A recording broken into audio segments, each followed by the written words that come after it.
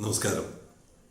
കുഞ്ഞുനാളിൽ കേട്ട ഒരു പരദൂഷണ കഥയോടെ ഇന്നത്തെ സൈലിംഗ് കമന്ററി ആരംഭിക്കാം.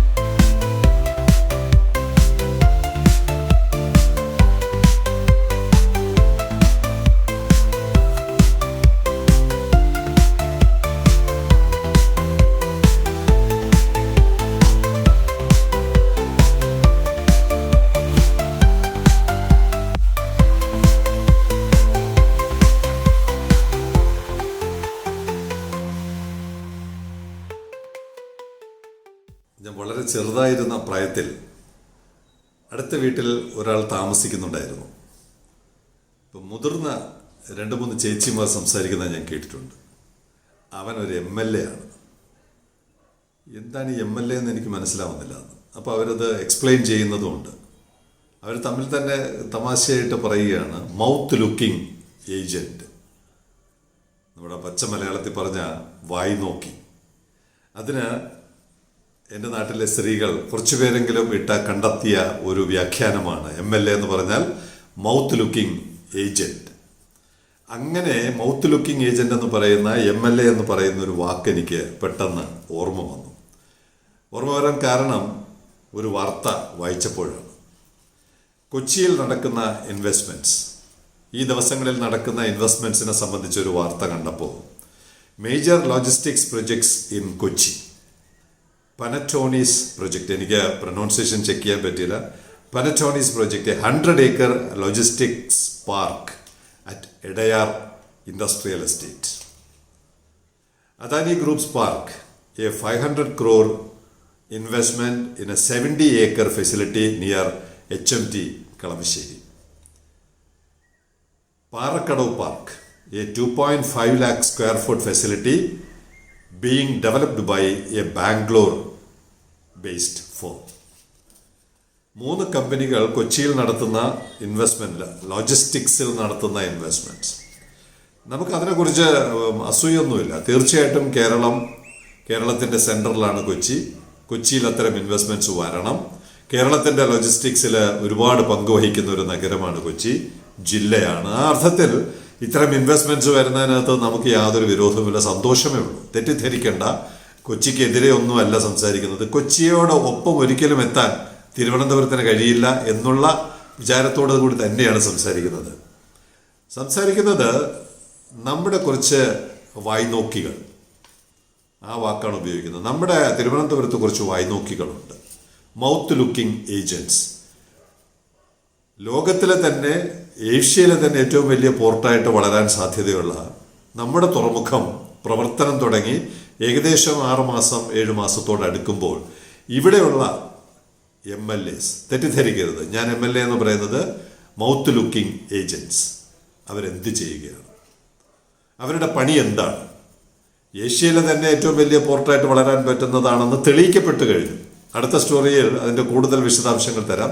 എന്താണ് തിരുവനന്തപുരം നഗരം, നാളെ എന്തായിട്ട് മാറാൻ പോകുന്നു, ലോജിസ്റ്റിക് രംഗത്ത് തിരുവനന്തപുരം നഗരം, ട്രിവാൻഡ്രം എങ്ങനെയാണ് മാറാൻ പോകുന്നത് എന്നുള്ളതിൻ്റെ സൂചന തരാൻ പറ്റുന്ന പ്രേക്ഷകർക്ക് എല്ലാവർക്കും അറിയാം.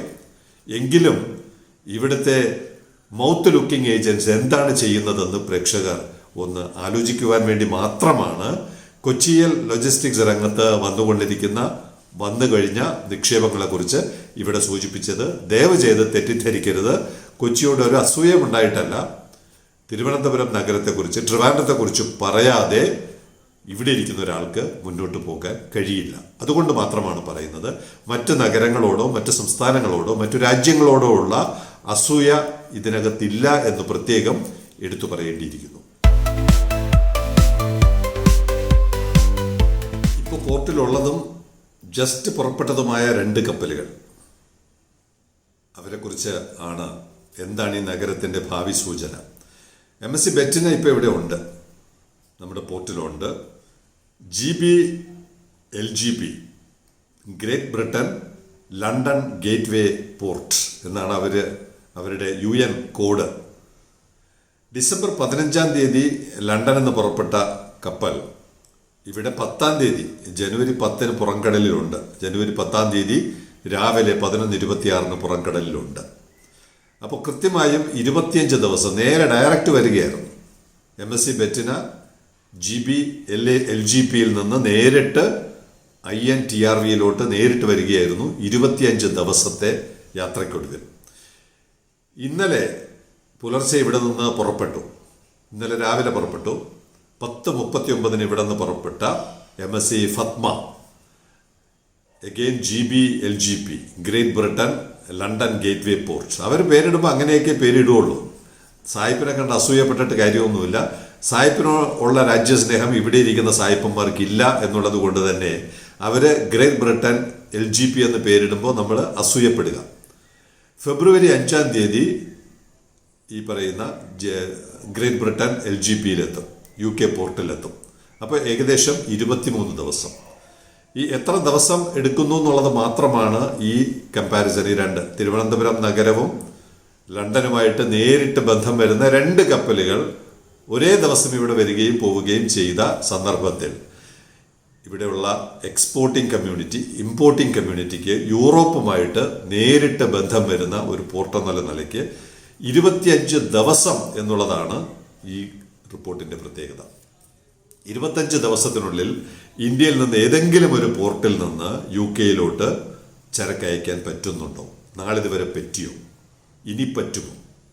അവിടെയാണ് ട്രിവാൻഡ്രം പോർട്ട് ഇന്ത്യയിലെ എക്സ്പോർട്ടേഴ്സിനും ഇന്ത്യയിലെ ഇമ്പോർട്ടേഴ്സിനും അല്ലെങ്കിൽ ഈ സൗത്ത് ഏഷ്യയിലെ ഇമ്പോർട്ടേഴ്സിനും എക്സ്പോർട്ടേഴ്സിനും നൽകുന്ന ഏറ്റവും വലിയ ആനുകൂല്യം. ശരാശരി നമ്മളിവിടുന്ന് മറ്റ് സാധനങ്ങൾ അയച്ചവരുടെ എക്സ്പീരിയൻസ് പരിഗണിക്കുമ്പോൾ കുറഞ്ഞത് 40-45 ദിവസം എടുത്തിട്ടാണ് ഈ പറയുന്ന ഒരു അകലത്തിൽ ചരക്ക് എത്തിക്കൊണ്ടിരുന്നത്.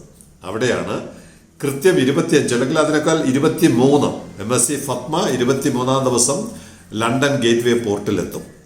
അപ്പോൾ 23 ദിവസത്തിനുള്ളിൽ ഒരു ചരക്ക് അയക്കാൻ പറ്റുന്നു എന്നുള്ള ഏറ്റവും വലിയ ഒരു അഡ്വാൻറ്റേജ് ഉപയോഗപ്പെടുത്തുവാൻ, അത് മാർക്കറ്റ് ചെയ്യുവാൻ സെയിലിംഗ് കമ്പനിയുടെ പ്രേക്ഷകർ മാത്രമല്ല, അല്ലാതെ ഈ നാട്ടിലുള്ള സകല ഈ രംഗത്ത് നിൽക്കുന്നവരും ഇനി കടന്നു വരാൻ പോകുന്നവരും ഏറ്റവും വലിയ ട്രംപ് കാർഡായി 23 ദിവസത്തിനുള്ളിൽ UKയിലും യൂറോപ്പിലും നമുക്ക് ചരക്കെത്തിക്കാൻ പറ്റുന്നു എന്നുള്ളതിൻ്റെ 2 ഉദാഹരണമാണ് ഇവിടെ വന്നതും പോയതുമായ MSC ബെറ്റിന, MSC ഫത്മ. കൂടുതൽ പഠിക്കുക, കൂടുതൽ അന്വേഷിക്കുക.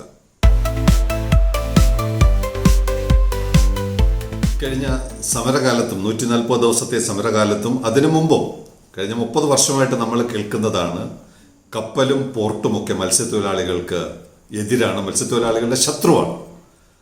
ഇവിടെ ജനുവരി 11-ാം തീയതി നമ്മുടെ അടുത്തല്ല, കുറച്ച് അകലെയാണ്, വിയറ്റ്നാമിൽ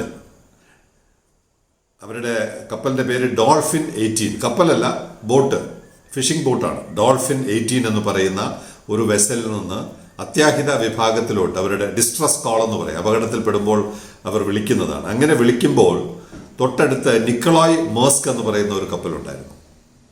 അങ്ങനെ ആ കപ്പൽ ഇവരുടെ അടുത്ത് ചെല്ലുമ്പോൾ ഓൾമോസ്റ്റ് സിങ്ക് ചെയ്യുന്ന തരത്തിലായിരുന്നു ഡോൾഫിൻ 18. അപ്പോൾ ഇവര് ചെറിയ യാനങ്ങളിൽ ചാടി നിൽക്കുകയാണ്, കടലിൽ കിടക്കുകയാണ്. അങ്ങനെ 18 പേരെയും നിക്കോളായ് മേഴ്സ്ക് രക്ഷപ്പെടുത്തി തജോങ് പലപ്പാസ് എന്ന പോർട്ടിലോട്ട് എത്തിച്ചു.